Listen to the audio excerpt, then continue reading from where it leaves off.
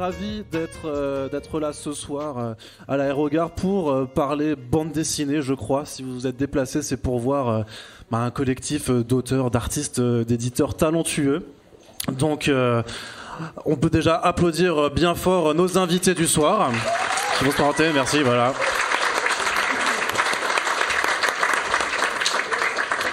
Très très bien, donc alors avant de vous les présenter, je suis juste ravi d'être votre animateur pour ce soir. Je m'appelle Arnaud, je suis journaliste et je fais un podcast qui s'appelle First Print avec lequel j'ai eu l'occasion déjà de travailler avec le label 119, donc c'est vraiment un immense honneur d'être avec vous. Donc je remercie Isler BD de m'avoir proposé de faire l'animation, Rutsef pour avoir organisé cet event avec l'Aérogare, mais on n'est pas là pour parler de moi, on est là pour parler du label 619.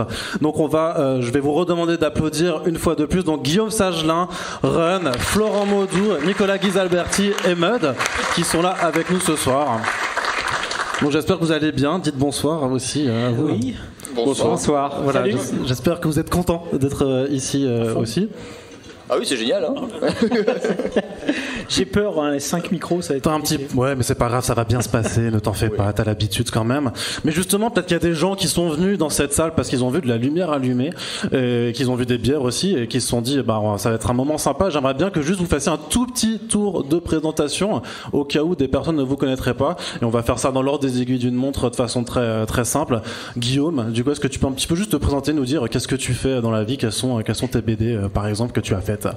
Moi je fais de la BD depuis un petit moment, ça fait plus de 10 ans, et j'ai bossé sur une série Grosserie avec Aurélien Ducoudray. J'ai sorti PTSD où j'ai écrit le scénar, et là aujourd'hui avec Run on s'est retrouvés pour le Low Reader, mais on a déjà bossé ensemble un paquet de fois, notamment sur Lobaloka. Exactement, Blacky. Très bien, justement Run, vu que tu viens de prendre la parole, c'est à ton tour de te présenter. Tu n'échapperas pas. Run, auteur de Moutafoukaz, de Doggy Bags, de Low Reader et fondateur du label 619, que je co-dirige maintenant avec Guillaume Sagelin, Florent Maudou et Mathieu Bablé qui est pas présent parmi nous ce soir. Merci. Florent, à ton tour. Alors moi je suis Florent Maudou, je suis auteur depuis 2008. Freak Squill, Funérailles, Massico, donc Massico en particulier dans les Doggy Bags et aujourd'hui dans Low Reader. Et membre du label 619 depuis un petit moment. Historique. Très bien. Nicolas, je me tourne vers toi également. Donc moi c'est Nicolas Ghisalberti, je suis dessinateur depuis maintenant 3 ans. Et j'ai eu l'occasion de dessiner 2 BD au sein du label, écrites par Mud ici présent, donc Trenchfoot et Divalski pour Solo Reader. Très bien. Et du coup, tu peux passer le micro à Mud aussi. Donc Mud, première publication 2018. Doggy Bags présente, Doggy Bags One Shot. 6 publications avec le label 619. Très bien, merci. Donc j'ai envie de commencer par te poser une question assez générale pour parler de bande dessinée, de création de façon générale, mais je voudrais quand même, vu que vous êtes là, il ne faudra pas hésiter, je vais leur parler, mais je vais me tourner vers vous. Si vous avez des questions à poser, n'hésitez pas juste à vous signaler, parce que vu que vous êtes là, vous avez très certainement des questions en tête que je n'ai pas forcément, et le but c'est de profiter de leur présence des 5 artistes réunis, parce que c'est très rare de réussir à tous les prendre comme ça et de les réunir au même endroit. Donc si vous avez des questions à poser, n'hésitez pas juste à vous manifester et à le faire. Le but c'est d'échanger aussi avec vous, avec le public. Mais du coup, on a dit le label 619. Label 619, c'est quoi le label 619 ? Comment vous définissez un peu ce que c'est par rapport à la BD, à la bande dessinée, à la création ? Qu'est-ce qui est vraiment l'identité du label 619 pour vous ? Ouais, moi je dirais en quelques mots, et après je laisserai les autres parler, mais pour moi c'est vraiment de la bande dessinée métissée. On a tous grandi avec les comics, la franco-belge et les mangas, donc j'ai l'impression que c'est des styles qu'on a digérés et qu'on a envie, d'une certaine manière on a envie de métisser toutes ces influences. Et puis aussi j'ai l'impression de renouer avec la pop culture, en tout cas dans la BD franco-belge, parce que selon moi on fait de la BD franco-belge, on n'est pas en rupture avec la franco-belge, tu vois, on l'a fait juste évoluer vers quelque chose de peut-être encore une fois plus métissé, mais Voilà, c'est ça. Pour moi, c'est vraiment renouer avec la pop culture. J'ai l'impression que c'est un truc qui disparaissait un petit peu de l'univers franco-belge. Moi, je rajouterais un petit truc qui est de plus en plus vrai, parce que c'est vrai qu'au début on s'en rendait pas compte, mais c'est intergénérationnel. Ouais. En fait, c'est une bande dessinée qui, comme on met beaucoup de tiroirs, parce qu'on aime bien mettre des tiroirs et des modes de lecture différents en fonction de sa culture personnelle aussi et de sa propre sensibilité. Et on a remarqué que c'était une BD que les parents laissaient un petit peu devant leurs adolescents pour qu'ils s'en emparent et qu'ils aient l'impression de lire de la BD interdite, parce que c'est effectivement l'inspiration qu'on a, c'est les BD qu'on n'avait pas le droit de lire avant, et donc aujourd'hui on les exprime en BD qu'on pense pour adultes, mais finalement qui se lisent très bien par des ados, parce qu'en fait on essaie de maîtriser aussi le propos et de pas raconter n'importe quoi dans nos histoires, quoi. Après, il y a quand même une certaine dose de violence, on va dire, ou de thématiques assez adultes qui fait aussi partie de votre d'où le côté un peu sulfureux, mais justement, c'est très bien expliqué dans les articles, dans le Low Reader, et avant ça, Doggy Bags, avec ces articles qui permettent de mettre la lumière sur des faits de société, des phénomènes, et là-dessus nous on est très rigoureux dessus, on veut pas, alors déjà on essaie d'être rigoureux, de pas raconter n'importe quoi, et en plus on fait aussi attention, on prend garde à ce que ce soit sourcé, à ce que ce soit pas générateur de toxicité, quoi. D'accord, donc un vrai travail de documentation là-dedans. Mais je me tourne vers toi aussi. Comment tu définirais vraiment l'essence de 619 ? Qu'est-ce qui caractérise une BD qui sort au label 619 ? Il y a un côté déjà très graphique. Je crois qu'il y a un côté attachement à l'objet aussi, vraiment. Je pense que c'est vraiment important dans l'esprit du label. Et puis, je trouve que même, on parlait de violence, effectivement ça peut être trash de temps en temps, mais il y a quand même toujours un message derrière, il y a toujours quelque chose à dire, c'est jamais gratuit, comme tu parlais de tiroir tout à l'heure, c'est un peu ça, c'est très graphique et avec un message derrière. D'accord. Tu adoubes ce constat, Guillaume ? Ouais, je rejoins ce qu'ils ont dit, et je pense que le label aussi, il y a cet aspect poreux en fait entre les différents projets. Et ce qui est assez chouette à voir, c'est qu'un lecteur qui va découvrir un bouquin du label va souvent basculer sur un autre bouquin, et c'est assez rare de voir des gens qui vont vraiment explorer toute une collection grâce à ce label qui va pousser vraiment à explorer différents auteurs, différents types d'histoires et faire des découvertes justement. Mais ça veut dire que vous pensez qu'il y a une famille en fait, 119, qu'il y a vraiment une forme de patte en fait qui fait qu'une fois qu'on y est, c'est-à-dire qu'on appartient à un groupe en fait. Il y a une dynamique plutôt. Je pense qu'il y a une dynamique, et je pense aussi que le travail de Yuck, on bosse aussi avec un graphiste qui fait aussi toutes les chartes graphiques. Ça aussi, ça crée une unicité particulière. Je pense que c'est beaucoup aussi lié à ça, et je pense qu'il y a un état d'esprit, mais qui est difficilement définissable. Il y a des gens qui nous disent ouais, c'est putain de rock'n'roll 619, il y en a d'autres qui trouvent que c'est très hip-hop. J'ai l'impression que c'est ni vraiment l'un ni vraiment l'autre. Enfin, tu vois, j'ai l'impression que c'est plus une dynamique, mais encore une fois, comme je dis, j'ai du mal à définir exactement le supplément d'âme qu'il y a dedans. J'ai l'impression que c'est une espèce de mixture qui fonctionne bien. C'est toujours difficile de... C'est une aventure humaine, hein. C'est beau. Voilà. Mais après, le truc, c'est que tu as quand même un esprit, un état d'esprit, notamment parce que tu as dirigé le Best-of. Maintenant, vous êtes à 4 avec Guillaume, Florent et Mathieu. Mais j'imagine quand même une forme d'état d'esprit, en fait, quand vous faites des projets, quand vous validez des projets, qu'il y a une forme d'âme ou d'essence qui doit perdurer quand même si des projets peuvent être très très différents dans leur tonalité ou dans leur esprit graphique. Il faut que ça soit singulier, en fait, pour moi. C'est-à-dire que souvent, quand je me dis ce titre-là, je l'imagine par exemple chez Glénat ou chez Delcourt. Je sais que c'est pas pour nous en fait. Il y a vraiment un truc particulier, encore une fois que je ne saurais pas vraiment définir, mais je sens que l'univers est singulier, je sens que graphiquement le mec explore peut-être des sentiers qu'on n'a pas l'habitude de voir, et en général c'est assez intuitif, hein. On le sait tout de suite si ça colle, si ça cadre ou pas. Et d'ailleurs il y a des projets, je pense d'ailleurs à un gars, des fois qui sont très bien, franchement on adore tous le projet, mais on se dit ça cadre pas avec le label 619. Et du coup, vous les refusez ? On essaye de faire en sorte qu'ils publient, mais pas au label 619, parce que sinon après ça risque de rendre confus les choses si d'un coup ça devient, enfin tu vois. Donc ouais, c'est pas forcément une histoire de qualité, encore une fois c'est une histoire j'ai envie de dire de singularité et peut-être de trucs un peu atypiques, bien que Freak Squill, enfin si Freak Squill c'est quand même atypique dans ce que tu racontes, mais oui. C'est pas forcément lié au graphisme, c'est non, il n'y a pas un style de dessinateur. Non, c'est ça, c'est plus ouais, encore une fois c'est l'état d'esprit, c'est l'univers, c'est un petit point de folie dans le c'est pas marketé en fait. Mais le grain de folie, regarde par exemple Mathieu Bablé, c'est pas ça qui le définit, c'est encore autre chose. Il y a une forme de folie dans cette espèce de perspective, tu vois, dans ce travail. Oui, non, mais graphiquement, ouais. Oui. Bon, enfin bref, tu vois, même nous, vous n'êtes pas d'accord entre vous, en fait, pour ça. C'est un débat infini, hein. On peut en parler toute une soirée. C'est le but.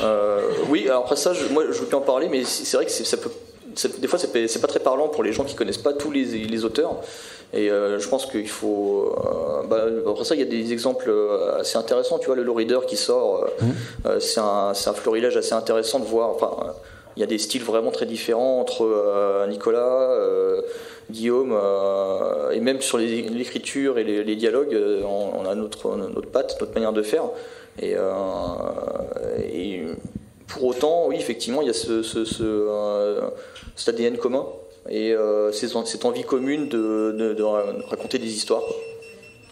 Et tout ça en le faisant alors avec une forme aussi de bande dessinée qui a réussi à casser une certaine école en fait qu'on pourrait imaginer dans le franco-belge, c'est-à-dire que vous voulez justement éviter d'être rangé dans différentes cases et avoir donc ce que vous disiez, une BD qui est métissée en mélangeant en fait toutes vos influences graphiques. Est-ce qu'il y a, mais la question du coup c'est une question un peu piège, hein, mais c'est pas pour être méchant avec vous, c'est justement quand on mélange trop, à trop mélanger, est-ce qu'on justement on se perd pas un petit peu? Comment vous gérez l'équilibre en fait dans vos histoires, à justement à essayer de faire du métissage mais qui est quand même une identité propre? Voilà, je vous ai posé une colle. Hein. Non, pas tant que ça. Je pense que ça repose en fait essentiellement sur les épaules de Run. Tu peux pas coller Flo. Ouais, j'aperçois. Moi, je suis très bavard. Donc, en fait, tu me donnes des idées quand tu parles. Tu sais, et donc, ouais, ça repose sur les épaules de Run. En fait, et effectivement, le garant de l'esprit, effectivement, c'est un chef de file. On n'a pas de mouvement artistique sans quelqu'un qui en soit les tripes et l'âme. Et c'est quelqu'un d'éclectique qui aime beaucoup de choses, mais qui aime pas n'importe quoi non plus. Et je pense qu'un jour il y aura une exposition avec son atelier, avec la manière dont il a décoré son atelier, qu'il a mis en relation chacun des jouets qu'il a chinés au Japon, aux États-Unis. Et qui les a mis dans des bocaux, dans des verres. C'est à la fois horrible et à la fois ça représente un univers intérieur très très riche. Ouais. Et je pense que le label 619 c'est la version papier de cet univers. C'est une transposition de l'atelier de Run en fait en bande dessinée. Voilà, de trucs dans des bocaux. Parce qu'il plaisante pas, il y a vraiment des bocaux de verre dans son atelier. Hein, en fait, et à contrario. Ouais. Non mais l'idée aussi, justement, en ouvrant le label 619 et en le co-dirigeant avec Florent Blacky et Mathieu Ballet, c'était aussi d'ouvrir ça à d'autres voies, tu vois. La SF par exemple, c'est un truc, même si à l'époque j'avais publié Shangri-La, je me sentais pas méga à l'aise de le faire parce que j'ai pas trop les références, j'ai pas trop les codes. Là en l'occurrence maintenant le fait de savoir que Mathieu est avec nous dans la direction du label, on sait que tout ce qui est SF maintenant ça part chez lui.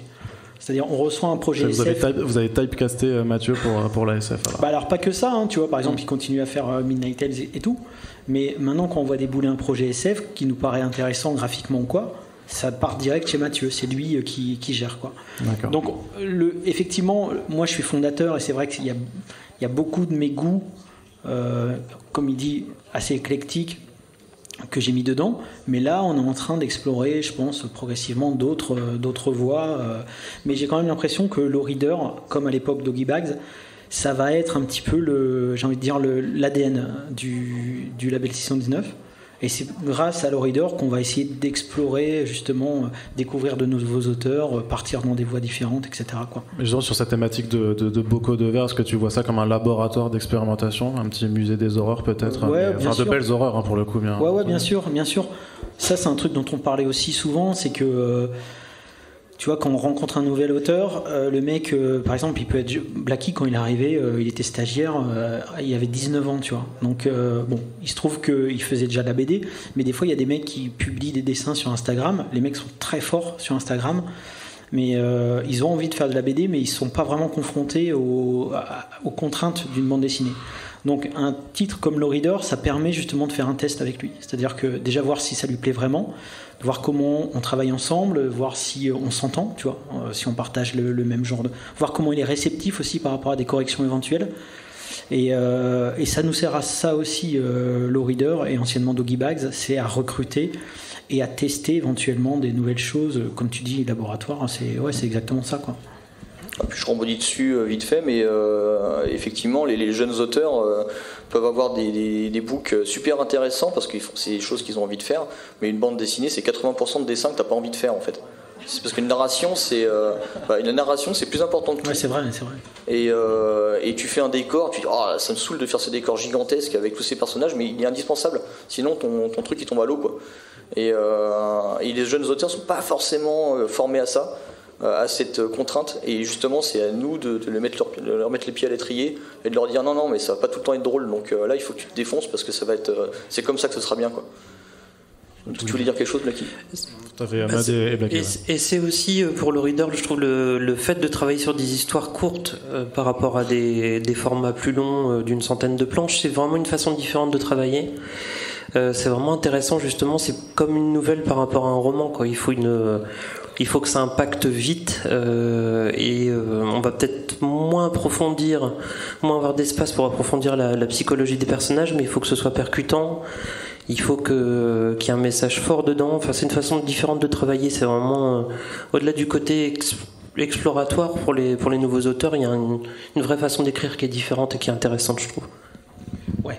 Ouais, non, mais ce que je voulais dire, c'est que effectivement, il y a tout l'aspect pour les jeunes auteurs qui est hyper intéressant, et même pour les auteurs qui sont plus confirmés, c'est là ce que tu parlais de labo d'exploration. Moi, ça me permet par exemple, à titre perso, de tester des nouveaux styles graphiques, des nouveaux outils, tester des nouveaux types d'écriture, de personnages, d'univers. Et c'est vrai que c'est un super format, 30 pages, ça prend pas des années, et on peut vraiment essayer des trucs, et des fois il y a des idées qui nous restent et qui sont injectées dans les projets plus longs, donc c'est vraiment bien pour tout type de niveau en fait d'auteur, quoi. Ouais, non, mais parfait. Non, mais justement sur le recrutement des nouveaux auteurs, enfin, parce que comment on recrute les nouveaux auteurs, parce qu'il me semble que Nicolas, c'est via Instagram, parce que tu posais tes dessins sur Instagram, en fait, que t'es arrivé dans l'aventure, alors. En tout cas, c'est comme ça que c'est parti, et Run m'a contacté via Instagram, parce que j'avais rien proposé encore, et il est venu vers moi me demander si je voulais me tester sur un premier projet, mais c'était Trench Foot à l'époque. Et c'est comme ça que c'est parti. Ouais. C'est-à-dire que c'est devenu une nouvelle façon de recruter alors les dessinateurs, c'est d'aller juste chercher en fait au-delà, parce que la méthode classique c'est des gens qui viennent te proposer un dossier de bande dessinée, mais là en fait vous pouvez utiliser maintenant les réseaux sociaux, le fait que c'est vachement plus facile d'avoir accès aux travaux avec tous ces réseaux qui sont très axés sur l'image. Ouais, c'est ça en fait. Si tu veux, moi je suis consommateur comme tout le monde d'Instagram, tu vois, quand je vois un mec qui fait des trucs cool, voilà, je m'abonne. Et puis ensuite, quand j'ai un projet comme Mud vient me proposer Trench Foot, je réfléchis, tu vois, je me dis, alors, parmi les gars qu'on a, qui est-ce qui serait dispo ? Merde, ils sont tous pris. Bah attends, je me rappelle, j'ai vu un mec là, Nico Gisalberti sur Instagram, je vais essayer de... Tu sais, je remate, je dis, ouais, ça pourrait coller et tout. Je lui envoie, il me dit ce qu'il en pense, puis après on s'est dit, vas-y, on le contacte, quoi. Donc, ouais, ça se passe comme ça, quoi. Tu pourrais me parler un peu de tes influences, parce que tu as quand même un style très graphique, justement, on en parlait, enfin Matt le disait avant, mais qu'il y a un graphisme qui est très, très appuyé, qui est pas non plus dans le cartoon, mais qui a une patte un petit peu là-dedans, et pourtant tu vas dans une forme de réalisme aussi, parfois un peu crade, je dirais.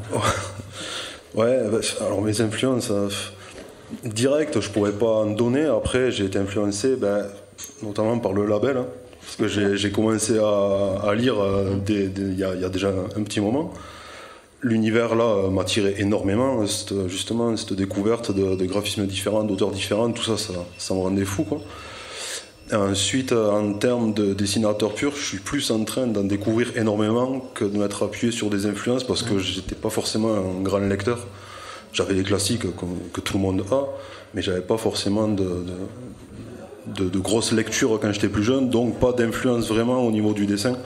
Et c'est vraiment en dessinant maintenant que je découvre de plus en plus et que je me rapproche, je commence à trouver vraiment ce qui me plaît, ce qui m'attire.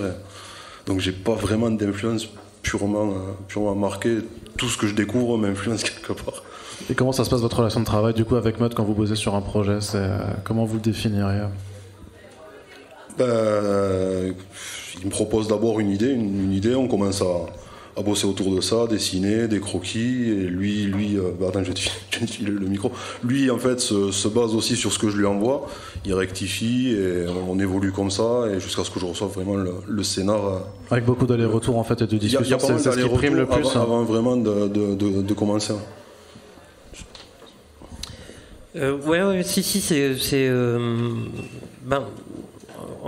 Moi, quand je travaille sur une histoire, j'ai vraiment des images en tête.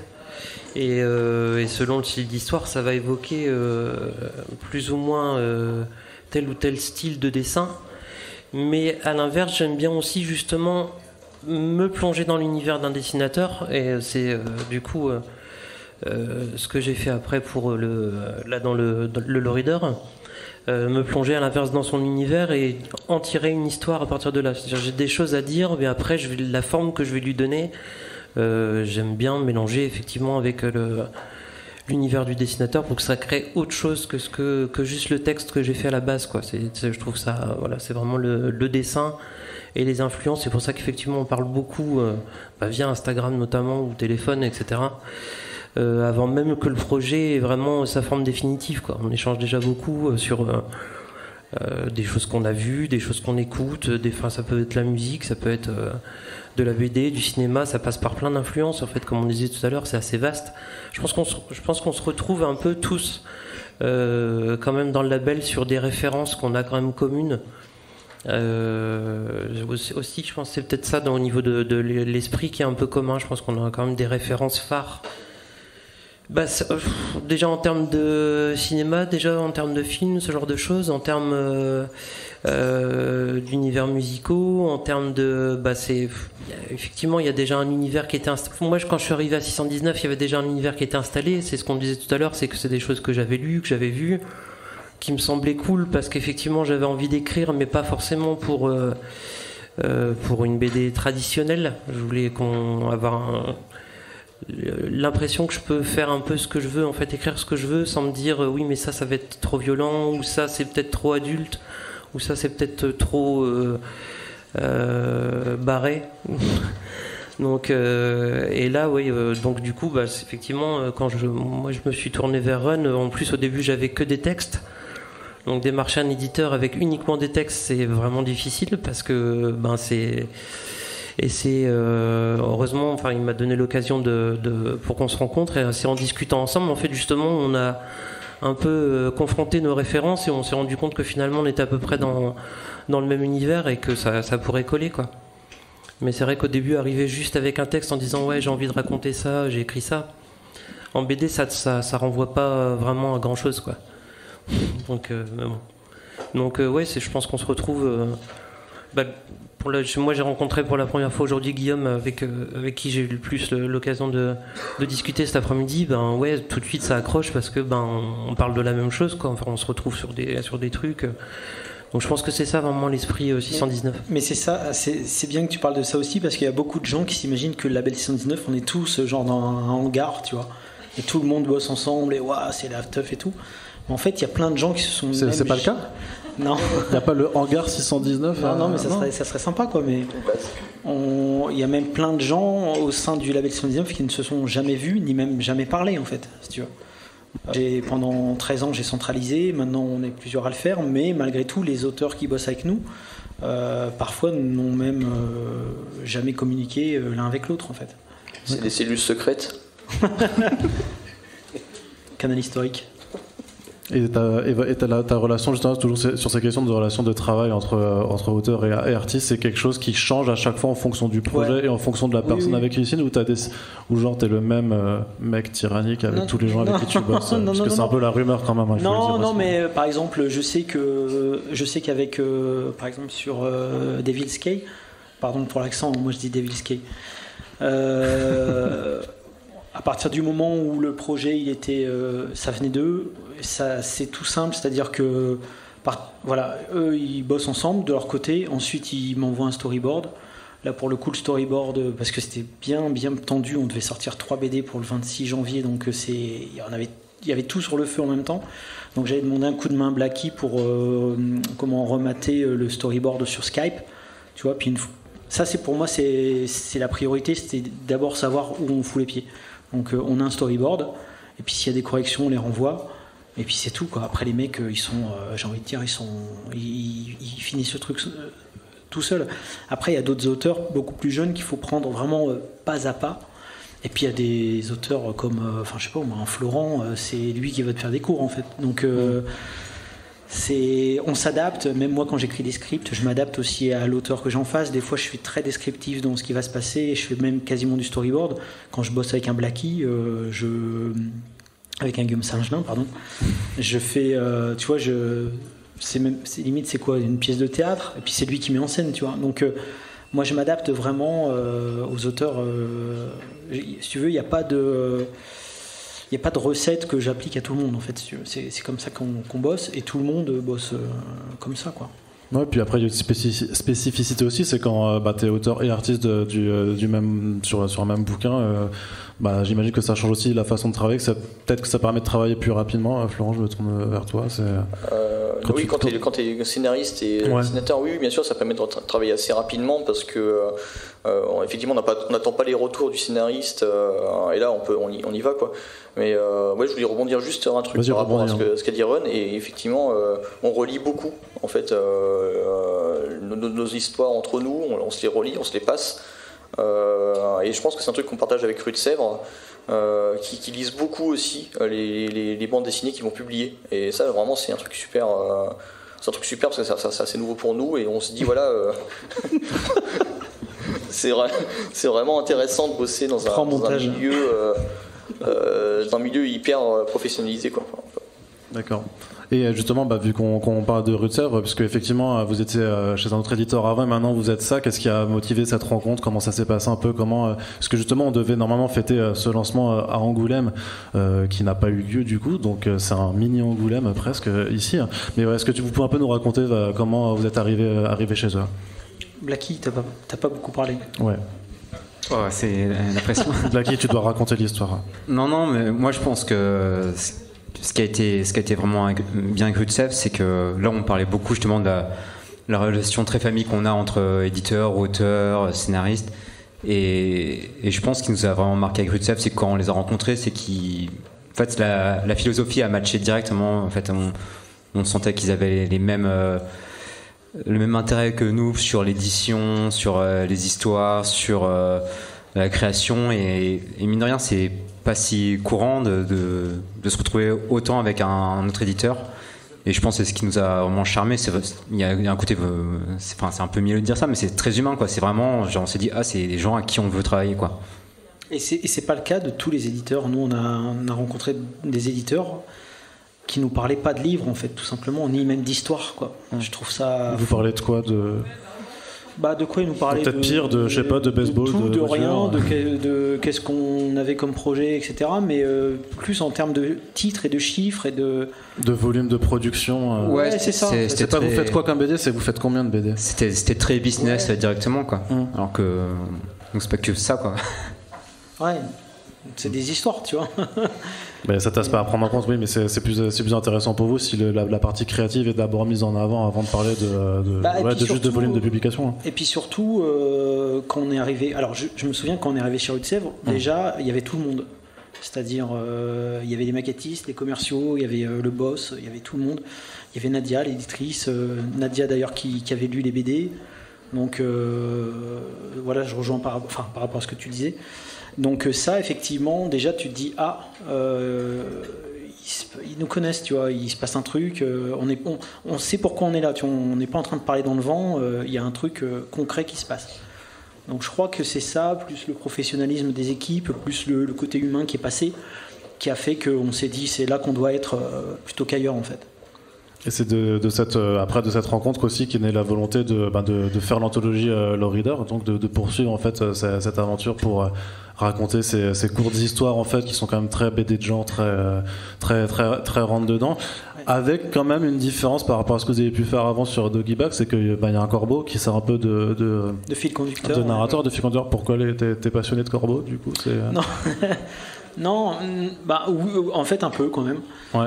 Je me rappelle qu'on a eu pas mal d'histoires avec Blackie au Japon sur les corbeaux. À chaque fois, on bloquait sur leur intelligence. On disait putain, mais il nous faisait peur. Hein. Ouais, mais moi, à un moment donné, j'ai failli me battre avec un corbeau. Ouais, tu voulais taper, mais... Il me dit, j'attends qu'il approche et je lui donne un coup de poing. Mais il l'a jamais fait. Ouais, parce que c'était un corbeau qui était en train de maltraiter un chat. Je disais putain, il est vraiment vicieux. Il faisait vraiment des coups de vis. Bon, bref, on va pas rentrer dans les détails. Et lui il se foutait de ma gueule parce que j'ai dit que j'allais lui mettre un coup de poing s'il m'attaquait, parce qu'il attaquait tout le monde, il attaquait les passants, il attaquait les chats, il attaquait tout le monde, bref. Mais quand on le pointait du doigt, il se sauvait, tu vois. Bon bref, et je me dis putain, il se passe un truc, il y a une communication qui se crée, et le corbeau dans la tradition ésotérique, c'est le passage entre deux mondes, tu vois.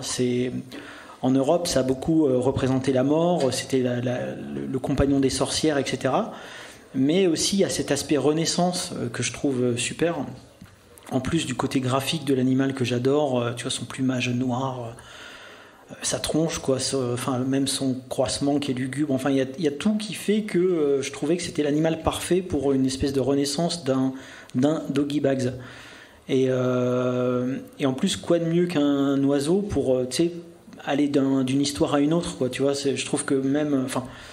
Je trouvais que c'était vraiment l'animal nickel pour faire un bon narrateur en fait. Oui, et puis le corbeau c'est le conteur de mauvais augure, de mauvaises histoires aussi, quoi. C'est celui qui répand un peu des histoires un peu glauques, donc ça collait bien à l'esprit.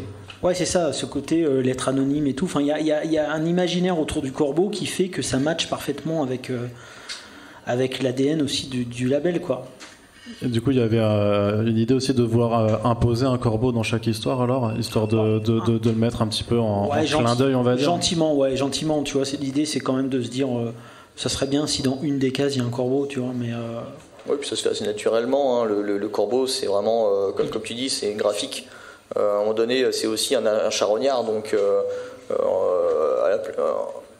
culturellement, ça peut avoir la place du vautour, ça peut symboliser cette mort qui arrive et cette annonce sordide, mais effectivement, c'est aussi un symbole très positif. Par exemple, en Orient, le corbeau, c'est l'habitant, enfin c'est celui qui amène le soleil, qui vit dans le soleil, et puis il y en a partout. Oui, parce que tu vois, on aurait pris un lézard. C'est compliqué. Tu fais une histoire en Russie. Putain, où est-ce que j'ai foutu mon lézard, tu vois. Là, un corbeau. Un corbeau, je crois qu'il y a en Antarctique, il y en a pas, et encore, même pas sûr. Et sinon, il y en a. Enfin, ils ont, tu vois, ils dominent le monde, quoi. Tu vois. C'est comme les rats quelque part. C'est des rats volants. Mais ouais, donc corbeau, parfait, quoi. Donc tu pourras pas faire d'histoire en Antarctique alors. Bon, tu te limites quand même vachement créativement, quoi. On le mettra dans un scaphandre, on se démerdera. Voilà. Je me retourne vers vous un peu, Ahmed et Ghisalberti, pour parler de votre histoire en particulier, donc Davis Key, avec le bon accent, Ahmed, Ren, pardon, tu écoutes, où vous parlez en fait de légende urbaine sur un groupe de rock qui s'est craché, quoi, et moi je sens quand même dans ta bibliographie que tu as une certaine fascination pour une certaine partie de l'Amérique, pour une certaine vision de la culture américaine, et je veux savoir du coup c'était quoi ce qui t'avait inspiré pour cette histoire. Ben, pour la culture américaine, oui, moi je suis j'ai découvert les films dans les années 90, donc où il y avait que du cinéma américain et que des films américains avec de la bagarre, de l'action, enfin bon bref. Donc moi j'ai carrément baigné là-dedans et j'aime toujours autant ça. Donc l'attirance pour les États-Unis. Après je dirais que j'ai creusé un peu plus ce que c'était que les États-Unis. Une fois que j'ai grandi un peu, mais à la base, c'est une sorte de le cinéma américain est une forme de propagande des États-Unis. Et après, quand on va creuser derrière, on se rend compte qu'il y a d'autres choses, et c'est ça que j'essaye d'explorer dans ce que j'ai écrit. Donc ouais, les États-Unis, c'est une influence forte pour moi. Pour les mangas un peu moins, je découvre, je m'y mets, mais c'est vrai que j'ai du mal un peu à rentrer dedans. Mais c'est d'autant plus intéressant justement que j'ai du mal à rentrer dedans que j'ai envie de le faire. Et j'ai oublié ta question. Après, oui, pour le. Il le dit pas, mais il a fait partie d'un groupe, Mud. Ah, qui s'est aussi craché du coup, dont tous les membres sont disparus sauf toi, c'est ça? Non. En fait, c'est ton histoire. Non, il y a eu d'autres événements qui ont fait qu'on a dû arrêter de jouer ensemble, mais non, le rock, donc ça c'est pourquoi Devil's Key, c'était ça la question. Ouais, moi j'ai écouté du métal, j'écoute encore du métal, j'assume, Nico aussi. Et ouais, il y a tellement de choses qui se passent, je trouve, dans cet univers musical. Il y a tellement aussi de mythes autour. Il y a tellement Enfin, ouais, j'avais envie d'en parler parce que j'adore ça en fait. Donc, je me suis fait une playlist avec tous les groupes de l'époque, Rat, Dokken, Winger, enfin, et d'autres. J'allais pas citer Motley Crue, ça aurait été dommage. Pour toi. Un groupe années 80 Benny B. Ah, Maiden, ouais, forcément. Non, tais-toi, Ron. Donc, bref, ouais, puis on avait envie d'en parler. Il y a plein de mythes autour. Il y a eu des tragédies, des drames. Et puis cette histoire, surtout, de ce groupe qui avait un peu vendu son âme au diable, entre guillemets, ce qui collait bien avec l'esprit de Lowrider. En faisant une pub parce que ils se sont dit que ce serait jamais connu de personne. Et puis, hélas. 40 ans après, c'est encore sur le net, donc ils traînent ça un peu comme une casserole. C'est le groupe Cinderella. Et du coup, j'ai trouvé ça marrant, et c'est pour ça que j'ai eu envie d'en faire une histoire. Et puis, forcément, avec Nico, c'est parti sur des zombies, et c'est parti en vrille après. Mais dans l'idée, c'était ça. Ouais. En sachant qu'à la base, je voulais faire intervenir Ozzy Osbourne, mais on a changé en cours de route. Normalement, c'était lui qui devait sauver le groupe à la base. Et moi, on était en plein confinement. Je me rappelle, j'étais dehors et tout, et j'appelle Mud pour prendre des nouvelles. Et puis en parlant, je crois que j'avais déjà checké le storyboard, il me semble. Et puis je lance une idée comme ça. Je lui dis, mais toi, justement, comme tu as fait partie d'un groupe et tout, tu as peut-être des contacts dans la musique. Et je lance ça comme une idée, genre, ça serait bien de faire la cassette, la fameuse cassette des Devil's Key. Ça serait bien de la faire. Des quoi? J'ai pas. Devil's Key. C'est comment tu dis, toi? Devil's Key. C'est bon? Ouais. Bon, ces gens-là. L'idée, c'était, je me dis, tiens, ça serait sympa, tu vois, mais à ce moment-là, je sais pas trop ce que je dis finalement. Et lui, il me dit, ouais, à fond, je me mets à la recherche de ça, quoi, tu vois. Et c'est ensuite, quand tu m'as rappelé, tu m'as parlé des Sticky Boys. Moi, je dis, ouais, mais ça, on va chercher un groupe national, là, tu vois. Je me dis, ouais, ça va peut-être être chaud et tout, mais j'ai vu qu'il y avait une connexion possible. Et là, à partir de ce moment-là, on s'est dit, ça serait vraiment excellent, du coup, de produire un titre qui soit en rapport et avec le Corbeau de Lowrider et avec Devil's Key. Et c'est comme ça qu'est née l'idée de la cassette pour le coffret collector de Devil's Key. Enfin, à la base, on savait pas trop ce qu'on allait en faire de cette cassette, mais on s'est dit, vas-y, on la produit, on verra ce qui se passe. Mais en termes de composition pure, c'est eux qui ont eu carte libre pour composer, ou est-ce que tu leur as donné, justement, vu que tu as été dans un groupe aussi, tu leur as donné des indications? En fait, non, musicalement, ils étaient déjà dans l'univers, ils avaient déjà une influence années 80 et tout ça dans ce qu'ils font, AC/DC, ce genre de groupe, donc il y avait déjà un peu l'esprit chez eux de ce qu'on voulait justement pour Devil's Key. Et puis après, ça a été plus au niveau de l'écriture des paroles, on a échangé pas mal avec eux pour que ce soit quand même repris, que ça reprenne justement l'univers du corbeau, etc. On voulait tourner autour de ça, que ça tourne autour de justement de cette légende du corbeau, que ce soit pas seulement notre histoire, mais aussi que ça parle de tout Lowrider, quoi. Et ensuite on a échangé. Ouais, moi j'ai vu les textes avec eux, on a parlé musique, on a parlé influence. On a parlé son aussi, parce qu'on voulait que ça sonne vraiment comme un groupe des années 80, c'était vraiment le but. Donc même au niveau de la production studio, ils ont fait un boulot justement pour que ce soit mixé comme un morceau des années 80 et pas comme un morceau d'aujourd'hui, pour que ça sonne authentique.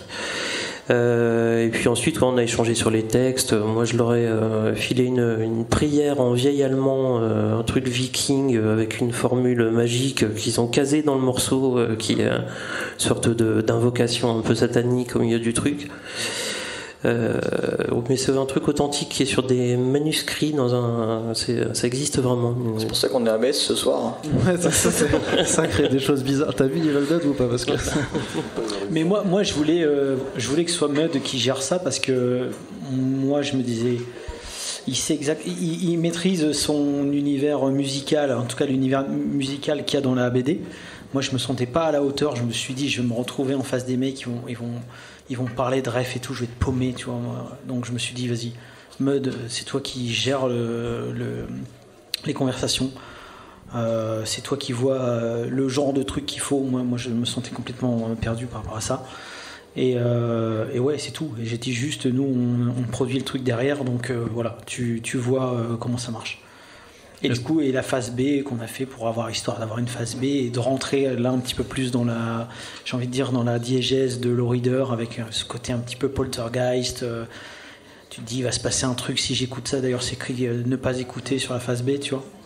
D'ailleurs, je sais même pas si des gens ont écouté la face A. Qui a encore après, c'est la question, c'est est-ce que les gens ont encore des lecteurs cassettes en 2022, Rennes? C'est ça. Non, mais oui, c'était c'était très cool.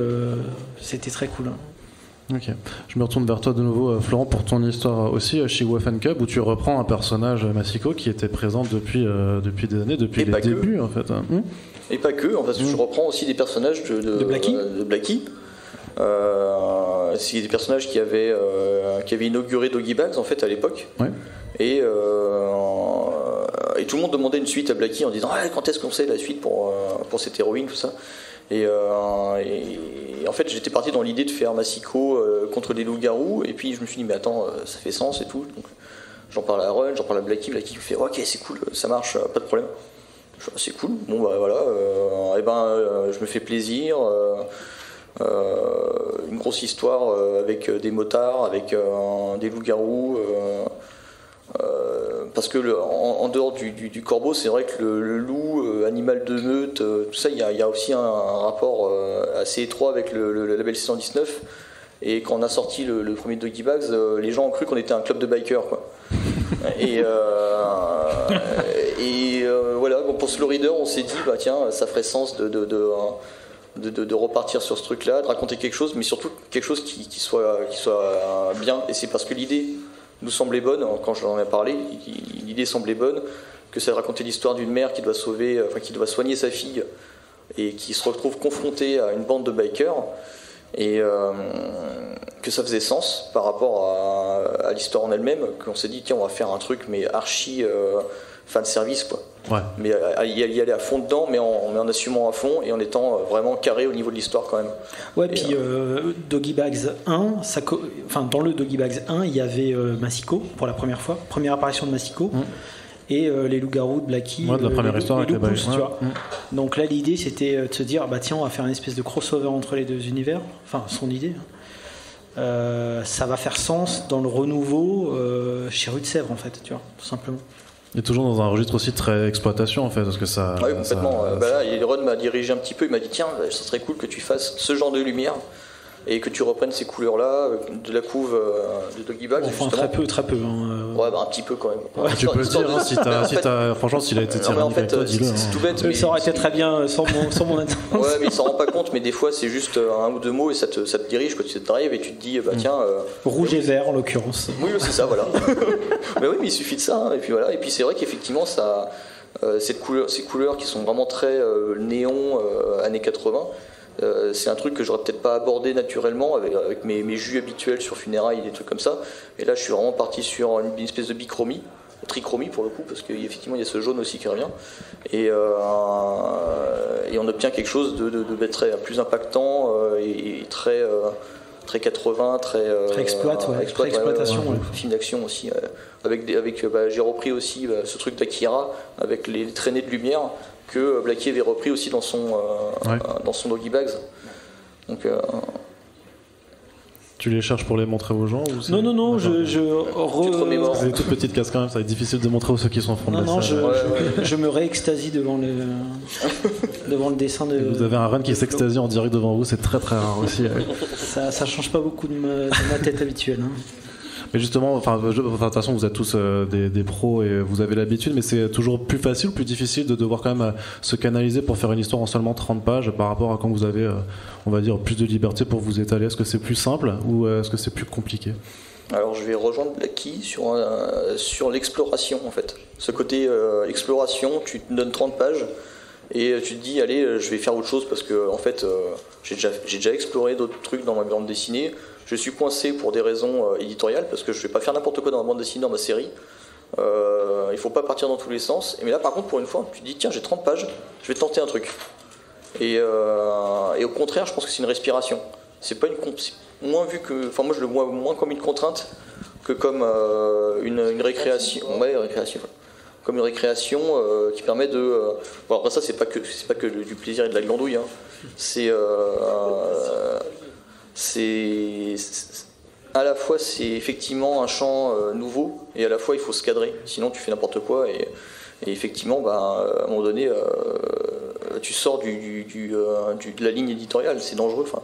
Mais justement, c'est ce petit danger qui fait qu'il y a un frisson, enfin, il y a un truc différent quand tu fais un low reader ou un doggy bags, quand tu fais ta BD dans laquelle tu connais ta zone de confort, et voilà quoi. Et je passe à vous deux aussi pour la troisième histoire de Slow Reader, donc Mr. Sato. Vous avez dit avant que vous étiez au Japon. Est-ce que c'est de là qu'est partie l'histoire, c'est d'un voyage au Japon ? Ouais, moi j'ai toujours été fasciné par le Japon, par les mangas, les animes et tout.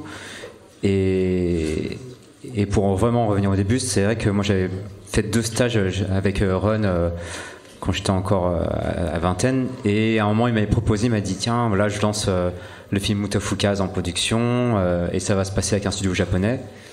Et c'était un peu sa carotte parce que moi il me restait une année d'études à faire. Il m'a dit en plus là on partirait au Japon pour bosser avec les équipes. Donc j'ai fait salut l'école et je viens bosser avec Ron. Et c'est vrai que moi du coup ça a été mon premier voyage au Japon. Et ça a été une super découverte quoi. En plus avec Ron qui connaissait déjà un peu, il m'a fait vraiment visiter des trucs. Et c'est vrai que maintenant c'est un pays qui m'est resté, j'y suis retourné régulièrement. Et justement moi je lui ai dit à un moment quand on est parti sur cette idée de Low Reader, je lui ai dit tiens j'aimerais bien faire un truc qui se passe au Japon. Et justement ça rejoint un peu ce que tu disais par rapport au côté 30 pages qui peut être contraignant. C'est que je me suis dit là au moins sur 30 pages je peux y aller à fond parce que ça me faisait peur de bosser sur un truc sur le Japon qui fasse 200 pages en termes de rigueur d'architecture, d'écriture. Là au moins je savais que sur 30 pages je pouvais vraiment y aller à fond et que c'était pas trop long quoi. Donc moi je vais vraiment profiter de cette idée-là d'explorer le Japon un peu obscur quoi. Et de parler de la façon dont les personnes âgées sont mises de côté alors dans cette société ou de voir le rejet en fait de l'autre. Moi j'ai une petite anecdote justement. Il y avait Blacky qui était avec moi, il y avait Ayako notre traductrice et c'était un soir, il pleuvait d'ailleurs. Enfin il avait plu je crois. Je le raconte ou pas ? Ouais. Et du coup on marche et d'un coup je vois. T'as déjà vu un scarabée sur le dos qui essaye de se relever ? Ouais, c'est pathétique, ouais. Bon, on voit ça, mais sauf que c'est un humain, tu vois. Et je dis, mais il est par terre le mec, et personne ne le voyait. Enfin, tout le monde le voyait en vérité, mais au Japon, le fait de, comment dire, le mec, si tu veux, le fait de le regarder, c'était un peu comme si il voulait pas lui faire honte, si tu veux. Enfin, il y a un truc comme ça, c'est très japonais ça. Que si l'avait aidé à se relever, ça aurait été de la honte pour lui. Ne serait-ce que le regarder, c'est-à-dire le mec était dans une position honteuse et socialement, le fait de le voir dans cette position honteuse, ça valide la honte. Ça valide la honte, voilà. Donc tout le monde fait semblant de pas le voir et t'as un mec qui galère sous la pluie en train d'essayer de se relever quoi. Donc moi en bon gaijin j'y suis allé et puis après il nous a répété j'ai honte. Enfin c'est Ayako qui nous a traduit ça. Après il nous avait dit d'autres choses qu'Ayako ne voulait pas nous traduire. J'ai insisté, j'ai dit vas-y dis-le. Je suis gêné et tout. Qu'est-ce qu'il a dit ? Il a dit mon zizi est tout mouillé. Donc il s'était pissé dessus. Mais on s'est dit à ce moment-là pardon tu t'en souviens ? Moi j'avais pris Abralcor et tout, bon bref, peu importe. Mais je me suis dit, c'est particulier quand même. C'est-à-dire que le mec, tu vois, il est dans une situation. Voilà, c'est un salaryman, il était tout beau, tu vois, en costard et tout, il était âgé, il était bien bourré surtout. Et puis il était complètement invisible de la société. Bon, et ça, je veux pas dire que c'est le début de Monsieur Sato, ça serait mentir. Mais c'est des choses qui nous restent, si tu veux. C'est pas nous quand on a fait Monsieur Sato, je me suis même pas souvenu de ça en particulier, par exemple. Mais c'est ce genre d'ambiance qu'on garde en tête, si tu veux. On sait que on sait qu'il y a cette histoire d'invisibilité des personnes, des salaryman, parce que en plus ils sont tous pareils. Les personnes âgées, elles sont presque inexistantes du paysage, j'ai envie de dire, au niveau de la société, etc. Et puis aussi quand même un mythe de la virilité au Japon qui existe. Tu vois les gros sourcils, tu vois les Takeshi Kitano, tous ces mecs-là, mais en fait que tu retrouves pas dans la société. Que tu retrouves pas dans le métro, quoi, par exemple, clairement. Et c'est ça qui nous intéressait avec Monsieur Sato, c'est justement de traiter de ce genre de personnage-là qui est complètement invisible aux yeux de la société et qu'est-ce qu'il pourrait faire pour être à nouveau visible, quoi. Et donc pour toi, la solution, c'est de se fabriquer un flingue avec une imprimante 3D ? Bah non, parce que regarde comment il finit, quoi. Mais en tout cas, effectivement, c'est peut-être une solution que beaucoup de gens s'imaginent comme être la bonne solution. En plus, on sait que toi, tu fais beaucoup de recherches. Enfin, vous en faites tous, mais on sait que toi, t'es obsessionné parfois sur certains sujets, trop, quand même. Ouais, j'allais dire, est-ce que t'as recherché beaucoup sur ce sujet-là ou pas ? On n'en a pas fait trop. Si, pour écrire les articles, je me suis replongé dans ma mémoire, notamment pour retrouver le gang d'Aubervilliers. Je me souvenais plus que c'était eux. Bon, là, pour le coup, il faut lire, mais il faut lire les articles. Mais pour écrire les articles, je me suis replongé dans beaucoup de documentation. Mais pour Monsieur Sato, c'est surtout avec Blackie qui est arrivé avec son idée. Il m'a dit j'ai envie de faire un truc très viscéral au Japon. On a échangé et puis ensuite, non, on n'a pas fait de documentation particulière. Hein. Ouais, puis c'est vrai qu'on avait un peu cette idée de base d'un peu de ce mec invisible qui veut une sorte de vengeance un peu pathétique. Et finalement, on a vraiment écrit l'histoire au fur et à mesure. Et en fait, tous ces petits détails, en fait, ils se sont ajoutés au fur et à mesure. Toutes les petites sensations qu'on avait, et voilà, il y a une scène qui se passe dans un petit combini, c'est aussi le truc qu'on a expérimenté. Voilà, en fait, la politesse aussi. La politesse, c'est des trucs en fait qu'on a réinjecté au fur et à mesure en disant mais je me souviens de ce truc-là, on pourrait le mettre dans telle case et tout. Et en fait, le truc c'est construit un peu au fur et à mesure. Et ça, c'était plutôt naturel. Et d'ailleurs, le fait qu'il soit invisible graphiquement. Oui, ça c'est pour justement la recherche graphique que tu as pu faire dessus. Ça n'a pas été tout de suite. C'est-à-dire qu'au début, il était complètement visible, mais c'était par la mise en scène qu'on comprenait que les gens n'y prêtaient pas attention, en tout cas qu'il était insignifiant. Et c'est sur le tard où on s'est dit, mais en fait, il faudrait le montrer invisible pour vraiment qu'on comprenne le sous-texte en fait. Oui, et puis ça faisait rentrer l'histoire justement dans ce côté un peu fantastique aussi. Voilà, fantastique de Lowrider et rajouter un petit soupçon d'irréel qui est chouette, sinon ça aurait pu être juste une sorte de polar plus basique, mais là ça rajoute un petit truc en plus, quoi. C'était comment de faire ces recherches alors pour justement matérialiser visuellement la transparence tout en dessinant quelque chose, parce que t'as pas juste laissé du vide en fait. Ouais, c'était un peu un pari parce que j'ai fait des tests graphiques en noir et blanc et après je me suis dit juste j'espère que ça va passer à la couleur et que ça va bien fonctionner, mais c'était un peu un pari, donc je me suis dit bon là, j'ai joué avec des effets de transparence et effectivement des fois moi j'avais dessiné le visage et je savais qu'il allait devenir transparent après, je dis ouais, je vais peut-être perdre des trucs dans ces expressions et tout, mais bon ça compense justement pour ce côté fantomatique du personnage dont tout le monde s'en fout, donc c'est pas un peu sur le fil, quoi. D'accord. Il y a toujours aussi ce gimmick avec les 3 posters avec le reader. Ouais. Ça vient d'où cette idée quand même des 3 posters? Bon, est-ce que tu veux absolument que tout le monde s'achète 3 low readers à chaque fois? Pourquoi pas, mais c'est ça, hein, non, l'idée c'était juste moi j'ai toujours aimé ce côté un peu random, au hasard, tu vois. Putain, Jean-Claude Van Damme. Mais non, c'était l'idée de se dire bah tiens, il y a un petit cadeau surprise. Mais aussi, on s'est dit que c'était bien par rapport au libraire, c'est-à-dire que le mec qui veut, parce que en fait c'est pas si surprise que ça, c'est écrit le poster sur lequel tu tombes. Ouais. Donc un mec par exemple qui vient pour acheter son low reader et qui veut vraiment le poster de Devil's Cay ou de Monsieur Sato ou de Masiko, il doit se rendre en librairie, parce que s'il le commande sur les sites de vente en ligne, le truc arrivera, tu vois, pourra pas choisir. Donc c'était aussi ça l'idée, c'était de se dire peut-être ça peut inciter aussi les gens à se déplacer en librairie puis choisir le reader. Ok. Et à chaque fois, donc de toute façon, c'est toujours là avec. Tu fais des commandes spéciales ou tu laisses aux artistes le choix de dessiner ce qu'ils ont envie de faire ou tu donnes des directives aussi. Non. Là pour le coup c'est. Encore une fois, il n'y a pas de recette. Hein, c'est à chacun de faire son truc. Des fois, il y en a qui me font plein de propositions, puis je vais lui dire tiens, ça marche mieux. En l'occurrence, Florent, il arrive avec son truc direct, ça matchait parfaitement. Blacky aussi, puis toi aussi. Donc, oui, je pense que ça reconnecte aussi avec le film d'exploitation. Et enfin, pour les gens qui aiment bien ce genre de film, il y a tout l'intérêt des affiches aussi, c'est des vieilles affiches de films. C'est vrai qu'aujourd'hui, quand on voit les affiches de cinéma, c'est pas toujours ça. Ce sont des affiches qui sont très marketées avec. T'aimes pas les posters photoshopés en pyramide Non, mais justement, voilà, c'est ça exactement. C'est qu'aujourd'hui, c'est un peu pauvre en termes de création d'affiches. Et c'est vrai que dans les années 70-80, il y avait des vrais artistes d'affiches, ça qui était cool, avec des vrais typographes, des peintres. Et c'est des affiches, en plus maintenant, quand tu les achètes maintenant, elles sont un peu jaunies. T'as tous les logos des types de pellicules qui sont en dessous. Enfin, il y a vraiment une saveur à l'ancienne qui est cool, et je trouve que ces posters-là font vraiment se renouer avec ça, quoi. Ouais, et d'ailleurs, dans les vidéoclubs, les jaquettes étaient mieux que les films. Hein. Tu vois, c'est un truc de fou, quoi. Tu disais putain, excellent, tu vois, tu voyais la jaquette, tu te projetais dans un univers de dingue.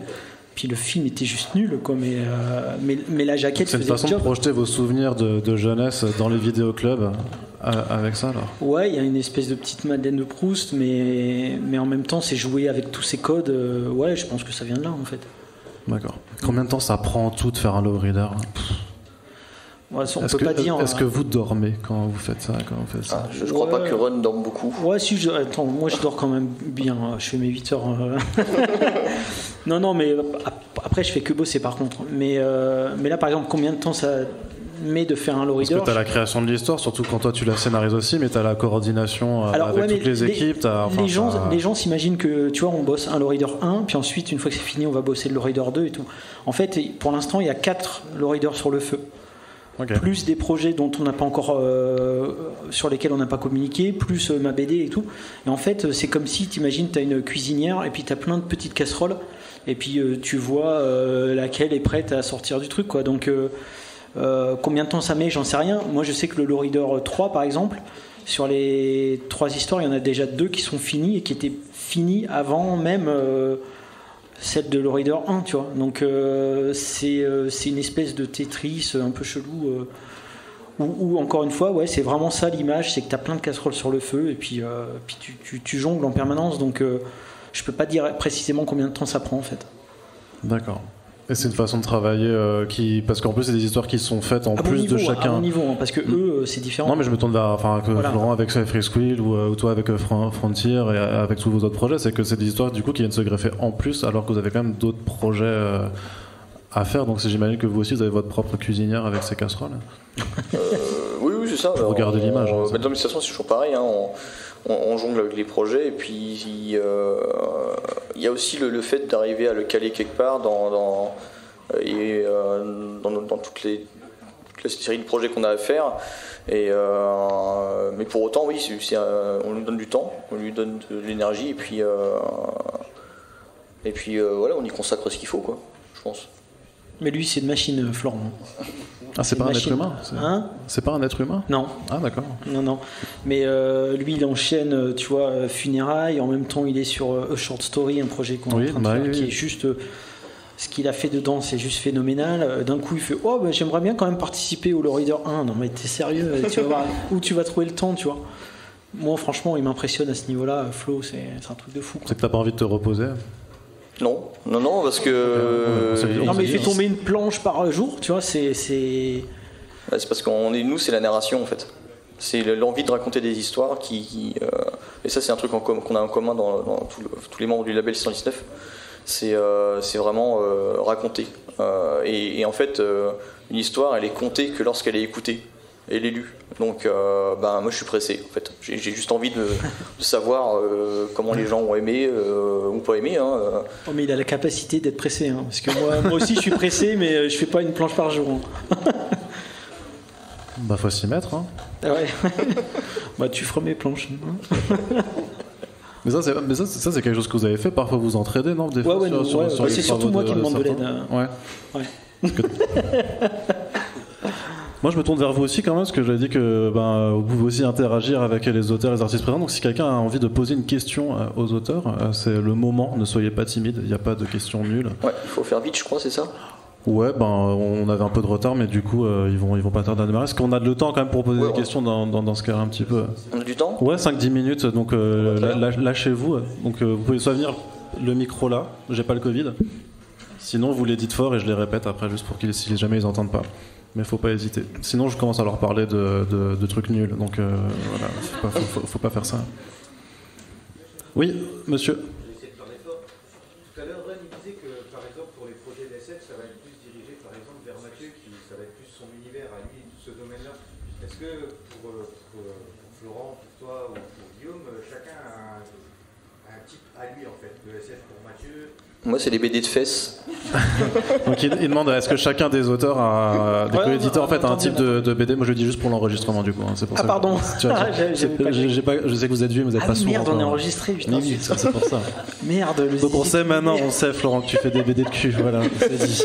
Mais donc est-ce que vous avez vraiment, c'est ça, un registre en fait d'imaginaire en fait? Non, ça peut être vous est propre. Ça peut être. Bon, là, il se trouve que pour Mathieu, en l'occurrence, c'est voilà comme ça. Mais ça peut être aussi au coup de cœur, c'est-à-dire par exemple Flo, s'il a un coup de cœur particulier sur un auteur et sur une histoire et qui sent particulièrement, et moi que j'ai peut-être moins sentir, tout simplement parce que j'ai peut-être pas les refs ou c'est peut-être pas mon domaine, j'ai envie de dire, de prédilection, bon bah ça serait peut-être plus Flo qui va le suivre. Et pareil pour Blacky, quoi. À un moment donné on avait parlé de Dark Fantasy, bon il s'est jamais rien passé, mais moi demain il y a un projet de Dark Fantasy qui sort, je sais pas, je saurais pas comment le prendre, donc je lâcherai à l'un ou l'autre, quoi, tu vois. Mais ouais, c'est souvent une question de légitimité. Ouais, c'est ça. Ouais. Par exemple, Blacky a une grosse activité outre-Atlantique, il est archi connu, son style est vraiment reconnu artistiquement, et du coup il y a toute une frange d'anciens lecteurs du 619 qui s'identifient beaucoup à son style, et quand ils viennent nous voir, c'est plus logique qu'ils aillent vers Blacky. Moi j'ai un peu ce style japonisant, tout ça, donc forcément j'attire plus des artistes qui aiment le manga, quoi. Donc oui, mais ça c'est normal, enfin, c'est presque c'est du magnétisme normal, quoi. Tu as un pôle nord, le pôle sud il vient se coller dessus, quoi. C'est comment dire, c'est assez naturel. Oui, c'est organique. C'est organique. Vous êtes jamais pris est-ce que vous êtes disputé pour récupérer un truc ou pas? Tu es ouf. Non, c'est trop de responsabilité, moi je leur laisse.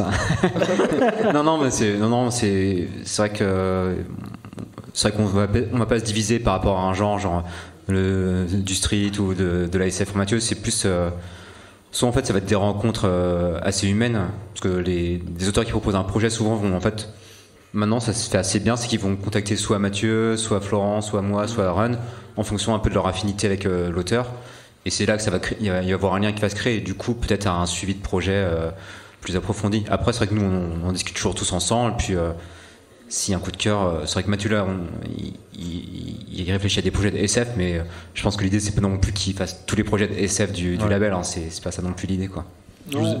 Je vous imagine presque comme The Voice avec un siège comme ça et vous vous retournez pour le projet. La team sera la meilleure. Est-ce que ça se passe comme ça dans le hangar 619? Je ne sais pas. Est-ce que quelqu'un a une autre question? Oui. Dans le concept, quel est le rôle de Rue de Sèvres? Est-ce qu'il y a un droit de regard? Est-ce que vous êtes totalement libre ou est-ce qu'il y a un droit de regard de Rue de Sèvres? Nadia est à côté, tu peux lui passer. Oui, c'est vrai. Du coup, on peut poser la question à Nadia, effectivement, qui est éditrice. Est-ce que vous avez un droit de regard? Est-ce que vous les polissez un petit peu? Je sais pas. L'idée, c'est que quand ils nous ont rejoints, ils restent indépendants. Donc, en fait, ils nous proposent des projets que nous discutons ensemble. Jusqu'à maintenant, on a toujours été d'accord. Et donc, j'espère qu'on va continuer à être là, comme ça. Mais on ne s'est pas encore posé la question de s'il y avait un désaccord. Donc, on en reparlera ensemble. J'imagine qu'ils nous diront leurs arguments. Et puis, on trouvera un terrain d'entente. Mais en tout cas, pour l'instant, l'idée, c'est que vraiment, ils restent indépendants. On leur fait totale confiance. Si on les a convaincus de venir chez nous, c'est parce qu'on leur faisait confiance et on croit en eux. Donc je vois pas comment aujourd'hui on pourrait refuser quelque chose, parce que toutes les fois qu'ils font quelque chose, soit comme dit Florent, les histoires de fesses, c'est jamais gratuit, c'est pas pour montrer des femmes nues ou des hommes nus ou je sais pas trop quoi. Quand il y a de la violence, c'est jamais gratuit non plus, il y a un vrai propos derrière, donc à partir de là, il n'y a rien qui est gênant. Et puis c'est tellement des travailleurs et des pros que les histoires sont travaillées, les dessins sont travaillés, donc je vois pas comment on pourrait refuser quelque chose et comment on pourrait ne pas leur laisser leur indépendance. Donc non, au contraire, il faut les laisser faire. Hein. C'est dans la boîte. Hein. On a fait l'idée de l'universalisme. On a encore peut-être une dernière. Oui, une question au fond. Je voulais savoir un peu comment vous sentiez, comment vous pouvez définir le rider. Moi, ça me fait un peu penser à ce qu'on connaissait dans les années 80-90, les fanzines, qui étaient beaucoup dans le milieu rock, où il y avait pas mal de dessinateurs, de gens qui se regroupaient, qui sortaient des trucs. Et puis là, en plus, avec la cassette qui est avec, souvent il y avait des LP ou des cassettes qui étaient avec des fanzines. Enfin, comment vous le ressentez vous? Est-ce que vous ressentez un peu une forme d'héritage en fait entre le reader et les fanzines dans le milieu rock qui circulaient notamment avec des CD ou des cassettes? Bah, moi complètement. Enfin, quand je vois un Lowrider ou avant ça de Guy Bags, il n'y a pas 1 cm² de papier qui n'est pas utilisé. Il y a vraiment cet esprit fanzine où tu as vraiment envie de charger le truc parce que tu te dis je vais pas faire beaucoup d'albums et avec les potes on s'éclate et donc voilà quoi. Le truc il est rempli à la gueule quoi. Et il y a à tel point que c'est dur de trouver de la place pour dédicacer un Lowrider. C'est vrai. C'est pas évident. Oui, t'as bien raison. Ouais. Et à un moment donné, il y avait même des BD sur les dos des posters. C'était impossible de dédicacer un truc. Et ça, c'est Run, ça. Ouais, c'était le Earthbreaker. Ouais. C'est qu'à force de mettre des intros, puis des textes explicatifs, puis des recherches, puis des machins, oui, il n'y a plus un pet de blanc. Et donc, même pour une signature, c'est pas possible. Mais on supprime en plus des trucs. Ouais. Des fois, on se dit attends, on a combien de pages? Merde. Des fois, même, je travaille pour rien parce qu'il n'y a plus la place. Enfin, bref. Mais tu penses à la frustration des lecteurs qui peuvent même pas avoir une signature? Oh, c'est surtout ma frustration, moi. Mais bon. Est-ce qu'on a une dernière question avant de. Oui. Enfin, on en a même deux, du coup. Ouais. On a vu que vous avez quand même pas mal d'influence sur le côté US, le côté Japon, bon, pour les bases. Est-ce que dans l'avenir, vous allez encore retravailler encore sur ce qu'on a pu déjà voir, sur des pays, on a vu le Nicaragua, pour en passer, le Mexique. Est-ce qu'il y a déjà retravailler encore sur des sujets sur d'autres pays que ces inspirations-là, et avec des auteurs qui sont déjà de ces coins aussi? Donc, est-ce que vous voulez travailler sur d'autres pays que les États-Unis ou le Japon, comme des pays sud-américains, et notamment avec des auteurs artistes qui sont issus de ces pays-là pour le futur? Ouais, puis c'est même si les thématiques, c'est un truc qu'on a envie d'explorer. Alors pas forcément toujours géographiquement, mais là je sais par exemple qu'il y en a un qui est sur le feu là, sur Magazine, qui est sur les histoires entre guillemets creepypasta et l'ère numérique quoi. Mais ouais, dans l'idée, pour l'instant il n'y en a pas encore un particulier que j'ai en tête, mais oui, ça se présentera. Oui, on va faire des thématiques particulières et effectivement, moi j'aimerais bien bosser aussi avec des auteurs étrangers. On l'avait fait avec Atsushi Kaneko pour le spécial Japon. On avait fait même intervenir des artistes locaux du Nicaragua. Ça, c'est un truc que j'aimerais vraiment beaucoup continuer, mais c'est pas toujours évident de trouver des bonnes connexions. Déjà la barrière de la langue, mais oui, et puis je pense à d'autres trucs, mais oui, il y a des choses qui sont... Oui, parce qu'on a aussi un auteur qui a des idées sur un projet, peut-être Amérique du Sud, là, pour un Lowrider.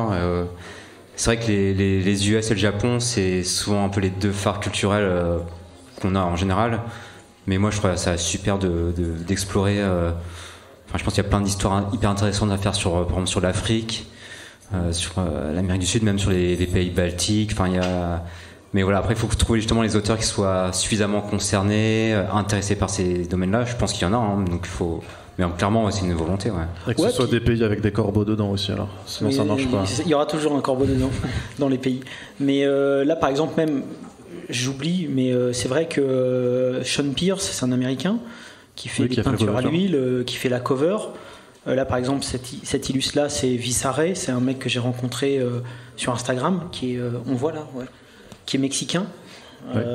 Donc, j'étais en train de me dire, oui, on aimerait bosser avec des auteurs étrangers. Bon, alors là, vous le faites déjà un petit peu, ouais. Voilà, c'est ça. Mais effectivement, moi j'aimerais bien dans l'idée bosser sur des segments de BD avec des auteurs étrangers, pourquoi pas. Après c'est pas l'alpha et l'oméga non plus, hein, mais oui, c'est le genre de truc qu'on aimerait bien expérimenter. Ouais. J'avais travaillé avec Chavrine aussi. Ah oui, exact. Qui maintenant fait des covers chez Marvel. Ouais. Et donc dernière question. Je me demandais, avec la renaissance du magazine Métal Hurlant, et on avait déjà pu voir Mathieu dedans, oui. Je vais y avoir deux questions. C'est qu'à l'avenir, dans futurs numéros, on pouvait avoir de nouveaux artistes du label dans les futurs numéros de Métal, et aussi, dû du coup à cette renaissance, je m'étais amusé à relire des vieux métal que j'avais chez moi. Et je me demandais si ça vous avait inspiré pour créer Logi Mag, s'il y avait une influence en fait. Donc est-ce que des artistes du 619 peuvent aller faire des passages avec le nouveau Métal Hurlant, ou est-ce qu'il y a des liens un petit peu entre ces deux tout le monde est libre, chaque auteur est libre de faire ce qu'il veut. D'ailleurs, auteur du label 619, ça ne veut pas dire grand-chose en fait. C'est des auteurs qui sont ponctuellement ou en permanence, enfin ça dépend, mais publiés au label 619. Après, là, ils sont allés chercher Mathieu, je pense pas pour le label 119, hein, juste parce que maintenant c'est devenu un auteur ultra bankable. Moi, personnellement, j'ai jamais lu un Métal Hurlant. Moi, j'ai découvert la BD sur le tard. J'ai vraiment connu que le franco-belge. Il n'y avait pas de librairie là où j'habitais, quoi que ce soit. Donc, moi, c'était vraiment la bibliothèque de la SNCF, les Schtroumpfs, Achille Talon, Tintin, la base, quoi, Astérix. J'ai découvert les comics et les mangas quand j'avais 15 ans, je crois, un truc comme ça. Et Métal Hurlant, j'ai même jamais lu encore aujourd'hui. Donc c'est un peu, ça manque à ma culture, je pense. Mais ouais. Ouais, 76, hein. Ouais, mais c'est générationnel. Moi, je suis de 77 et Métal Hurlant, j'ai pas lu aussi, quoi. Mais peut-être que Florent a lu, par exemple. Moi, Métal Hurlant, non, j'ai pas lu. Par contre, je connais les BD parfois qui sont sortis en recueil plus tard. Ouais. Et le dessin animé, mais sinon, effectivement, le magazine en tant que tel, non. Mais les humanos associés, enfin les trucs, les humanos, enfin les auteurs qui étaient de Métal Hurlant, oui, Rimnez, Jodorowsky, Moebius, ça a baigné ma jeunesse, hein, effectivement. Mais effectivement, sur le tard, à partir de 16 et 17 ans, effectivement, plus tard, quoi. Très bien. Écoutez, merci beaucoup les gars d'avoir répondu à toutes ces questions, et merci surtout à vous d'avoir été présents. Donc la soirée, bien entendu, elle n'est pas terminée puisqu'il y a les Sticky Boys qui sont en concert dans la salle juste à côté, alors que nos artistes vont en même temps faire du live drawing, un dessin en direct, et je crois que les dessins réalisés seront à gagner ensuite, il me semble. Donc je pense qu'on peut encore faire un tonnerre d'applaudissements pour Guillaume, Ren, Florent, Nicolas et Mud.